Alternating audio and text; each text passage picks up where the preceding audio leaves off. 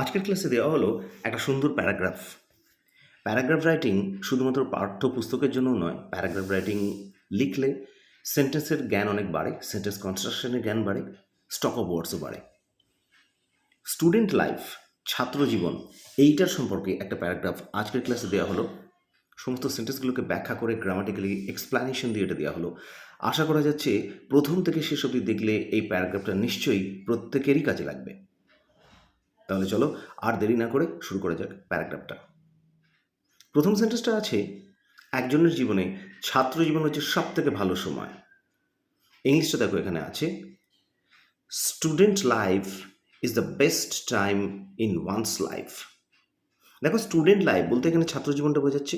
Is the best time, এটা superlative ডিগ্রিতে আছে, সব থেকে ভালো বোঝাচ্ছে, তাই বেস্ট। আচ্ছা, বেস্ট ইউজ করার আগে আমাদের একটা দা দিতে হয়, আমরা জানি, তাই একটা দা ইউজ করা হয়েছে। ইজ দ্য বেস্ট টাইম, সব থেকে ভালো সময়, ইন জীবন, সেক্ষেত্রে আমরা ইন প্রিপোজিশনটা ব্যবহার করেছি। ইন ওয়ান্স লাইফ, এটা আমরা থার্ড পার্সনে ব্যবহার করব। ওয়ান্স লাইফ মানে কোনো একজনের জীবনে, একজন ব্যক্তি, মানুষ, তার জীবনে স্টুডেন্ট লাইফটা হচ্ছে সব থেকে ভালো সময়, সেটাই বোঝাচ্ছে। নিশ্চয়ই ক্লিয়ার হলো এই সেন্টেন্সটা। দেখো, নেক্সট সেন্টেন্সটা আছে, বই ওই ছাত্রদের একটা নতুন জগতের সাথে পরিচিত হতে সাহায্য করে, আর শিক্ষকেরা ছাত্রদের অনেক কিছু জানতে সাহায্য করে।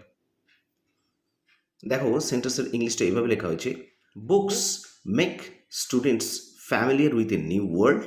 এই অবধি একটা পার্ট আছে, এইটার মানে হচ্ছে বই ওই ছাত্রগুলোকে নতুন একটা পৃথিবীর সাথে, এখানে এ নিউ ওয়ার্ল্ড বলতে বোঝাচ্ছে একটা নতুন দুনিয়া, সেই কারণেই কিন্তু ওয়ার্ল্ডের আগে এ ব্যবহার করা হয়েছে, একটা নতুন জগৎ বোঝাচ্ছে, সে কারণে এখানে এ ব্যবহার করা হয়েছে। তাহলে বুক মেক স্টুডেন্টস ফ্যামিলিয়ার, এই মেক স্টুডেন্টস ফ্যামিলিয়ার মানে হচ্ছে পরিচিত করা, ফ্যামিলিয়ার মানে হচ্ছে পরিচিত, তাহলে মেক ফ্যামিলিয়ার মানে পরিচিত করা, তাহলে book make students familiar with a new world, একটা নতুন পৃথিবীর সাথে বই স্টুডেন্টদেরকে পরিচিত করে। এই অবধি একটা পার্ট। তারপরে দেখো, আবার একটা অ্যান্ড যোগ করে পরের পার্টটা লেখা হয়েছে, এই বাংলার মানেটা, শিক্ষকেরা ছাত্রদের অনেক কিছু জানতে সাহায্য করে। টিচার্স হেল্প দেম, এখানে দেম অর্থে স্টুডেন্টদেরকে বোঝাচ্ছে, to know A lot of things. এই যে টু নো, জানতে, আমরা আগেই বলেছি যে তে কথাটা ব্যবহার হলে একটা ইনফিনিটিভ ব্যবহার করা হবে এবং টু দিয়ে ব্যবহার করা হবে।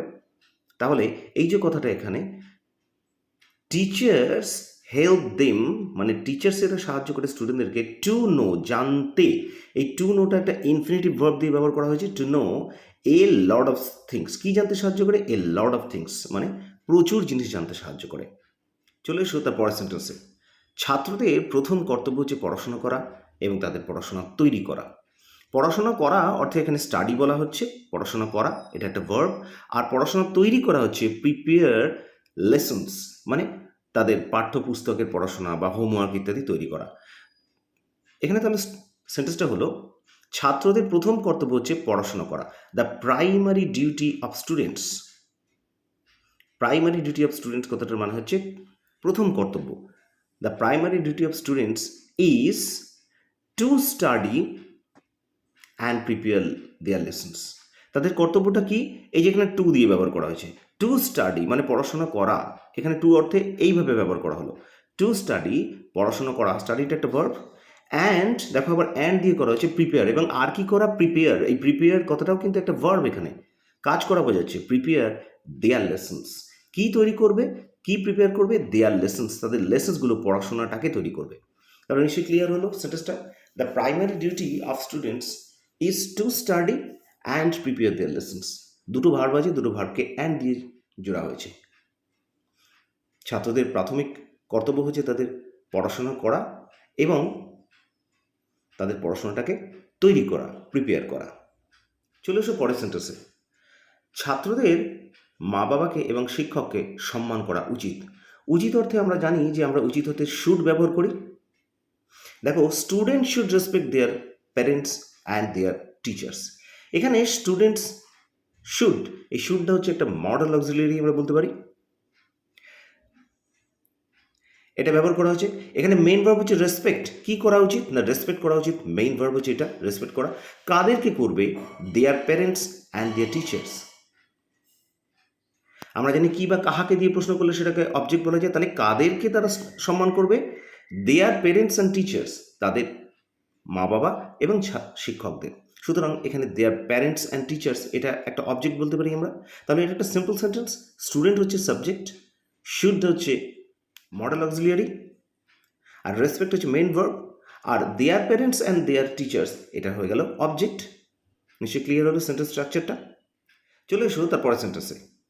একজন ছাত্রের শুধু বইয়ে পোকা হলেই চলবে না। এখানে এই অর্থটা হচ্ছে যে শুধুমাত্র বইয়ের মধ্যে সীমাবদ্ধ থাকলেই তাকে চলবে না, বই পড়লেই চলবে না, আরও অনেক কিছু জানতে হবে।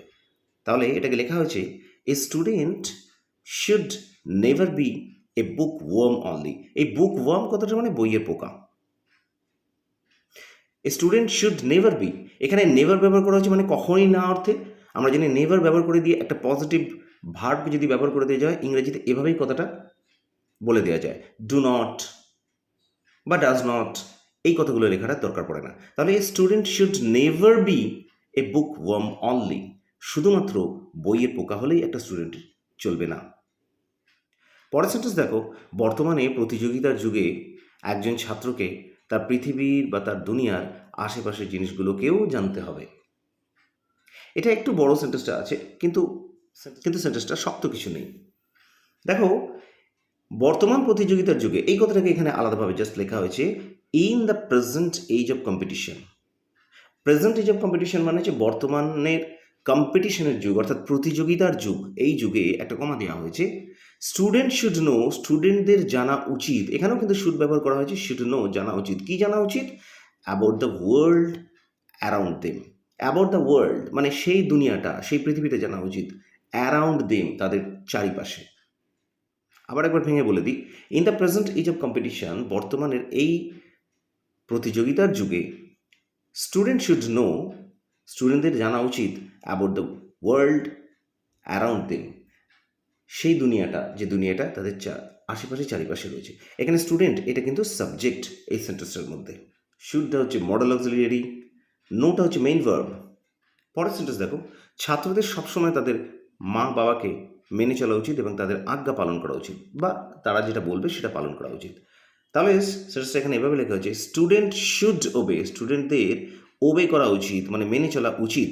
শুড ওবে কাদেরকে? দেয়ার প্যারেন্টস, তাদের মা বাবাকে মেনে চলা উচিত। এই অবধি একটা পার্ট হলো, নিশ্চয়ই তোমরা বুঝতে পারছো। অলওয়েজ মানে সব সময়, এখানে অলওয়েজ মানে একটা সময় বোঝাচ্ছে, সুতরাং এটা একটা অ্যাডভার্ব সেন্টেন্সের মধ্যে। তারপরে দেখো আবার অ্যান্ড দিয়ে জড়া হয়েছে, এবং আর কি করা উচিত? ক্যারি দেয়ার অর্ডার্স আউট, তারা যে সমস্ত অর্ডার করবে তাদের আজ্ঞাগুলো সেগুলোকে পালন করা উচিত। আচ্ছা, ক্যারি আউট এই কথাটা কিন্তু একটা গ্রুপ ভার্ব। ক্যারি আউট মানে মেনে চলা বা পালন করা। ওকে, আমরা যখন ইংলিশ লিখবো তখন কিন্তু এই গ্রুপ ভার্বের মধ্যে ক্যারি লিখে তারপরে অবজেক্টটা বসিয়ে দেবো, তারপরে আউটটা বসাবো, মানে বাকি যে প্রিপোজিশনটা জুড়ে থাকে সেটা বসাবো। এটা সেন্টেন্সের ডিসটেন্স, এটা সেন্টেন্স দেখতে অনেক সুন্দর লাগে এবং এভাবেই কিন্তু লেখা উচিত। ঠিক যেমন সুইচ অফ দ্য টেলিভিশন নয়, switch the television of. Switch off the mobile phone এটা নয়, switch the mobile phone off, তার মানে মোবাইল ফোনটাকে অফ করো। এভাবে আমরা এটাকে ব্যবহার করব। সেভাবেই লেখা হলো, student should obey their parents always, স্টুডেন্টদেরকে সবসময় তাদের মা বাবাকে মেনে চলা উচিত। আর একটা কথা বলে রাখি, অলওয়েজ কথাটা কিন্তু অনেক জায়গায় অনেক সময় স্টুডেন্ট শুড অলওয়েজ ওবে এটাও আমরা কিন্তু ব্যবহার করতে পারি। ভার্বের আগেও কিন্তু আমরা বসাতে পারি, বলেই রাখলাম এই কথাটা। আমরা অলওয়েজ এই যে অ্যাডভার্বটা সেটা কিন্তু স্টুডেন্ট শুড অলওয়েজ ওবে এভাবে লিখতে পারি। আবার অনেক সময় শেষেও এটা লেখা হয় সেন্টেন্সে জোর দেওয়ার জন্য। তাই student should obey their parents always, স্টুডেন্টদের সবসময় উচিত তাদের মা বাবাকে মেনে চলা, and carry their orders out, এবং তাদের যে সমস্ত আজ্ঞাগুলো, যে সমস্ত তারা যা বলবে সেটাকে পালন করা। পরের সেন্টেন্সে দেখো, যেহেতু ছাত্রীরা একটা সোসাইটিতে বাস করে, এখানে সোসাইটি কিন্তু সমাজ বোঝাচ্ছে, এইভাবেই বাংলাতেই লেখা আছে কথাটা, সোসাইটিতে বাস করে সেহেতু তাদের সমাজের প্রতি একটা কর্তব্য আছে। আচ্ছা, এখানে একটা কথা বলে রাখি, অ্যাজ আমরা এখানে সেন্টেন্সের সাথে ব্যবহার করবো। অ্যাজ কিন্তু একটা কনজাংশন হিসেবে এখানে ব্যবহার করা হচ্ছে, তাই অ্যাজ দিয়ে যে কোনো সেন্টেন্স শুরু না করাই ভালো। ঠিকঠাক গ্রামাটিক্যাল সেন্টেন্সে অ্যাজ দিয়ে কোনো সেন্টেন্স শুরু না করাই ভালো, সেটাকে সেন্টেন্সের পরে রাখলেই দেখতে ভালো লাগে এবং ভালো হবে। ঠিক এখানে যেমন লেখা হচ্ছে, দেখো এভাবে এখানে সেন্টেন্স লেখা হয়েছে, students have their duties to the society two,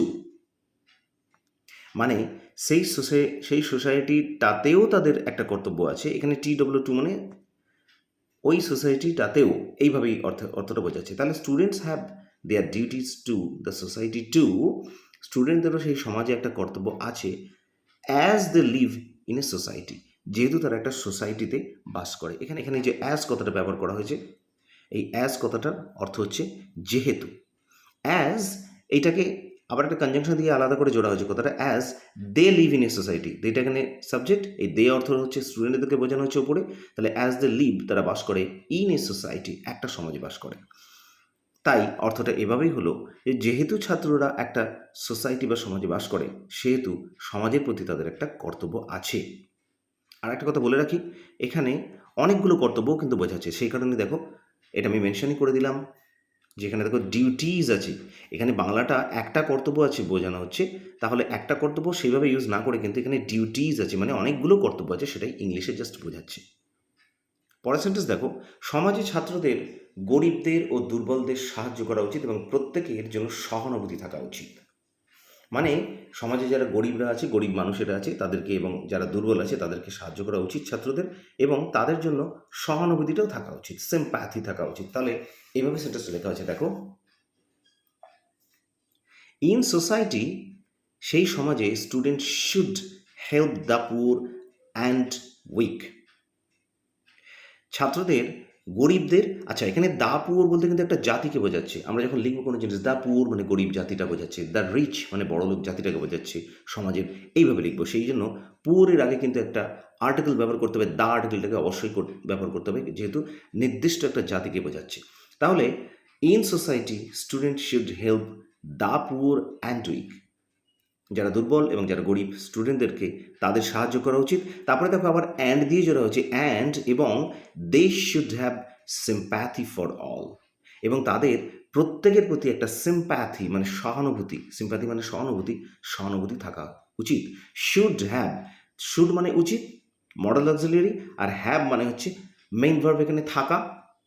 তাহলে should have sympathy for all মানে স্টুডেন্টদের প্রত্যেকের প্রতি একটা সহানুভূতি থাকা উচিত। এখানে দে কথাটার, এই যে দে কথাটা বোঝাচ্ছে, এই দে কথাটা কিন্তু স্টুডেন্টদেরকে বোঝানো হচ্ছে। এখানে দুটো ভার্ব আছে, এই যে অ্যান্ড দিয়ে জোড়া হয়েছে দুটো পার্ট। এখানে একবার হেল্প মানে সাহায্য করা, এই একবার ভার্ব ব্যবহার করছে, এই একটা ভার্ব। আবার এখানে দেখো অ্যান্ডের পরে এই হ্যাভ, এটা একটা মেইন ভার্ব আছে। হ্যাভ মানে থাকা অর্থে বোঝাচ্ছে। অ্যান্ড দিয়ে দুটো পার্টের সেন্টেন্সকে জোড়া হলো। পরের সেন্টেন্স দেখো, একজন ছাত্রকে অবশ্যই শৃঙ্খলাবদ্ধ হতে হবে এবং তাদের ব্যবহার ও চরিত্র গঠনের জন্য। চরিত্র গঠন করা, এই অর্থে আমরা বিল্ড কথাটা ব্যবহার করতে পারি। বিল্ড মানে তৈরি করা, অর্থাৎ আমার ব্যবহার বা চরিত্র ইত্যাদিকে তৈরি করা। তাহলে এখানে ইংলিশটা হলো, এ student should always B disciplined, একজন ছাত্রের অবশ্যই তাকে শৃঙ্খলাবদ্ধ হতে হবে। ডিসিপ্লিনড মানে তাকে হতে হবে, তার গুণ বোঝাচ্ছে, অর্থাৎ এখানে ডিসিপ্লিনড কথাটা কিন্তু হচ্ছে একটা অ্যাডজেক্টিভ। কি কারণে হতে হবে, এখানে দেখো টু দিয়ে করা হয়েছে, to build his character and behaviour, তাদের চরিত্র এবং ব্যবহারকে তৈরি করার জন্য। হিজ স্টুডেন্টকে বোঝানো হচ্ছে, তার। তাহলে student should always be disciplined to build his character and behavior, একজন ছাত্রকে অবশ্যই ডিসিপ্লিনড হতে হবে বা শৃঙ্খলাবদ্ধ হতে হবে তাদের ক্যারেক্টারকে এবং ব্যবহারকে তৈরি করার জন্য। এখানে আরও একটা ইম্পর্টেন্ট জিনিস নোট করার মতো বলে রাখি, এই যে এখানে সেন্টেন্সটা আছে, এ student should always B disciplined to build his character and behaviour. এই যে এই স্টুডেন্টটা একজন স্টুডেন্ট বোঝাচ্ছে, একটা সিঙ্গুলার নাম্বার বোঝাচ্ছে, কিন্তু এই স্টুডেন্টটার জেন্ডারটা এখানে আইডেন্টিফাই করা যাচ্ছে না, অর্থাৎ এটা ছেলে না মেয়ে বোঝাচ্ছে এই স্টুডেন্টটার দ্বারা, সেটা বোঝা যাচ্ছে না। যখন জেন্ডার আইডেন্টিফাই করা যাবে, ছেলে না মেয়ে সেটা বোঝা যাবে, তখন সেক্ষেত্রে আমরা হিজ অথবা হার সেই বুঝে, জেন্ডার বুঝে আমরা ব্যবহার করব। বাট যখন জেন্ডার বোঝা যাবে না, তখন আমরা ম্যাসকিউলিন জেন্ডারটা ব্যবহার করব। ঠিক এখানে যেমন ব্যবহার করা হয়েছে, হিজ মানে পুরুষ জেন্ডারটা আমরা ব্যবহার করব যখন জেন্ডারকে আইডেন্টিফাই করা যাবে না। আচ্ছা, এভরি যদি আমরা ব্যবহার করি এরকম কথাটাতে, every student should always be discipline to build their, সেক্ষেত্রেও কিন্তু আমরা দেয়ার ব্যবহার করতে পারি এভরির পরে। সেক্ষেত্রেও কিন্তু প্রত্যেকটা স্টুডেন্টের ক্ষেত্রেই বোঝাবে যে প্রত্যেকটা স্টুডেন্টের ক্ষেত্রেই সবসময় তাদের ডিসিপ্লিন হওয়া উচিত। ওই দেয়া দিয়ে কিন্তু একজন স্টুডেন্টের কথাই বোঝানো হবে। সামগ্রিকভাবে সব স্টুডেন্ট যখন সিঙ্গুলার হিসেবে আমরা ব্যবহার করছি। নিশ্চয়ই আইডিয়াটা ক্লিয়ার হলো। পরের সেন্টেন্স দেখো, ছাত্রেরা পরবর্তীকালে ঠিক সেটাই করবে যেটা তারা ছাত্র জীবনে শিখবে। ছাত্র জীবনে তারা যেটা শিখবে সেটাই পরবর্তী জীবনে তারা সেই কাজগুলি করবে, এটাই বোঝানো হচ্ছে এখানে। আচ্ছা, এবার ইংলিশে দেখো, students will reap exactly what they sow in student life. এই যে রিপ কথাটা মানে পরবর্তীকালে তারা কাজটা করবে, ফল দেবে আর কি। রিপ করা মানে হচ্ছে কোনো ফসল কাটার পরে ফল দেওয়া। আর সাও মানে বীজ বপন করা বা কোনো একটা কাজ করা। তাহলে এখানে বলছে যে students will reap exactly what they sow. স্টুডেন্টেরা ঠিক সেই কাজটাই করবে, এক্স্যাক্টলি মানে ঠিক সেই কাজটাই তারা করবে, হোয়াট দে সো যেটা তারা বুনন করে বা বনে বা কাজটা করে স্টুডেন্ট লাইফে যেটা শেখে, সেই অর্থে বোঝাচ্ছে সাও ইন স্টুডেন্ট লাইফ, তাদেরই ছাত্রের জীবনে। নিশ্চয়ই ক্লিয়ার হলো ব্যাপারটা। অর্থাৎ স্টুডেন্টেরা বা ছাত্রেরা ঠিক সেটাই করবে যেটা তারা ছাত্র জীবনে শিখবে। এই সেন্টেন্সটাতে একবার উইল ব্যবহার করা হয়েছে, উইল রিপ। এই কথাটা দ্বারাও তারা সো মানে পরবর্তী জীবনের ফলটা দেখাবে। এই যে কথাটা, এই কথাটা ব্যবহার করার সময় কিন্তু যেহেতু এখানে উইল একবার ব্যবহার করা হয়েছে, সেখানে আমরা নর্মাল প্রেজেন্টেই এটা ব্যবহার করবো, কারণ দুটো উইল ইংরেজিতে এভাবে আমরা ব্যবহার করি না বা করা যায় না। তাই একবার উইল ব্যবহার করা হয়েছে, উইল দিয়ে একটা মেইন ভার্ব ব্যবহার করেছে। রিপ কথাটাকে হচ্ছে এখানে মেইন ভার্ব, তারপরে সো এই কথাটাও কিন্তু একটা মেইন ভার্ব। একটা উইল দিয়ে ব্যবহার করেছে আর একটা সিম্পল প্রেজেন্ট ভার্বের ফর্মটা ব্যবহার করা হয়েছে। পরের সেন্টেন্স দেখো, প্রত্যেকটা ছাত্রের উচিত যে ছাত্র জীবনের সময়টাকে সব থেকে ভালোভাবে তাদের জীবনে কাজে লাগাতে। এর ইংলিশটা হয়েছে, every student should make the best of this time in their life. এই যে কথাটা মেক দ্য বেস্ট, এই কথাটা মানে হচ্ছে সব থেকে ভালোভাবে কাজে লাগানো বা সবচেয়ে ভালোটা করা। তাহলে এভরি স্টুডেন্ট, প্রত্যেকটা student should make the best of this time. এখানে যে দিস টাইম কথাটা ব্যবহার করা হয়েছে, দিস টাইম কথাটা মানে স্টুডেন্ট লাইফ, মানে স্টুডেন্টের যে জীবনের যে সময়, সেই সময়টাকে ব্যবহার করা হয়েছে দিস টাইম দিয়ে। ইন দেয়ার লাইফ, তাদের জীবনে। তাহলে every student should make the best of this time in their life. স্টুডেন্টদের এই স্টুডেন্ট জীবনের এই সময়টাকে সব থেকে ভালোভাবে তাদের কাজে লাগানো উচিত। এভরি সিঙ্গুলার, তাই স্টুডেন্ট ব্যবহার করা হয়েছে। এবং এভরি স্টুডেন্ট দ্বারা একজন স্টুডেন্ট, আর সামগ্রিকভাবে একটা স্টুডেন্টকে বোঝানো হচ্ছে সব স্টুডেন্টকেই, যে প্রত্যেকটা স্টুডেন্ট, সেই অর্থে। মেক এইটা এখানে মেন ভার্ব আছে। মেক দ্য বেস্ট মানে সব থেকে ভালো করা। নিশ্চয়ই এই সেন্টেন্সের আইডিয়াটা ক্লিয়ার হলো। স্টুডেন্টসেরা আজকের ক্লাসটা ছিল এটুকুই। আশা করি ট্রান্সলেশন দিয়ে এবং গ্রামাটিক্যাল এক্সপ্লেনেশন দিয়ে এই যে সেন্টেন্সের স্ট্রাকচারের আলোচনা, এটা নিশ্চয়ই তোমাদের অনেক অনেক কাজে লাগবে। ভিডিওটা ভালো লাগলে লাইক করো, শেয়ার করো, আর প্রত্যেকে রিকোয়েস্ট করবো যে কমেন্টসে তোমরা আমাকে জানাও যে তোমাদের কী ধরনের ক্লাস দরকার। ঠিক সেরকমই ক্লাস আমি ডিজাইন করব তোমাদের সুবিধার জন্য। আজকের জন্য এটুকুই।